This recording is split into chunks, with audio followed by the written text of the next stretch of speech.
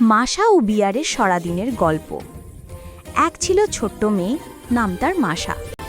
সে ছিল চঞ্চল, কৌতূহলী আর ভীষণ দুষ্টু। তার সেরা বন্ধু ছিল বড়সড়, শান্ত স্বভাবের বিয়ার।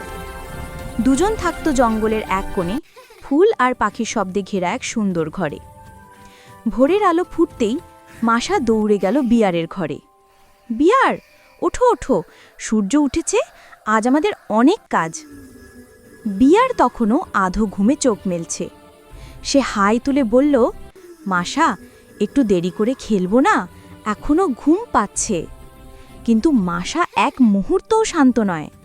সে বিয়ারের টুপি মাথায় পরে চেঁচিয়ে উঠল, চলো, আজ আমি প্রাতঃশ্বাস বানাবো।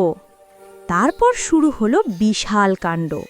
ময়দা উড়ে গেল আকাশে, ডিম গড়িয়ে পড়ল মেঝেতে, আর শেষে বিয়ারের রান্নাঘর ভরে গেল হাসি আর মিষ্টির গন্ধে।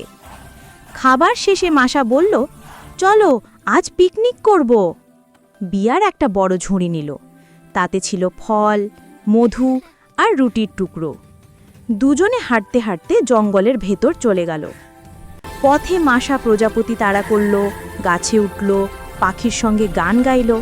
বিয়ার চুপচাপ হাসল তার ছোট্ট বন্ধুটার আনন্দ দেখে। পিকনিকের জায়গায় পৌঁছে মাসা নদীর ধারে বসে বলল, বিয়ার, আমরা একটা নৌকা বানাবো, আমি ক্যাপ্টেন, তুমি নাবিক। দুজনে কাঠের টুকরো জুড়ে বানালো এক ছোট্ট নৌকা, যেটা আস্তে আস্তে জলে ভেসে গেল সূর্যের আলোয় ঝলমল করে। বিকেলে মাসা ক্লান্ত হয়ে বলল, বিয়ার, একটু গল্প বলো না। বিয়ার বসে গেল গাছের নিচে, মাসাকে কোলে নিয়ে শুরু করলো গল্প। এক সাহসী ভাল্লুকের, যে তার বন্ধুকে বাঁচাতে পাহাড় পেরিয়েছিল। মাসার চোখে ততক্ষণে ঘুম এসে গেছে।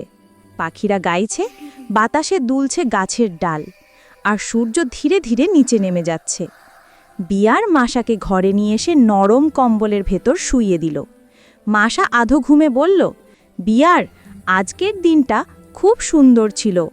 বিয়ার মিষ্টি করে হাসল, হ্যাঁ আমার ছোট্ট দুষ্টু মাসা, প্রতিটা দিনই সুন্দর হয় যখন তুমি পাশে থাকো।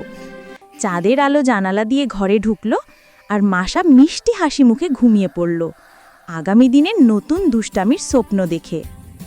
তাদের বন্ধুত্বের মতোই সুন্দর, হাসি আর ভালোবাসায় ভরা এক সারাদিন বিয়ার আর মাসার জন্য।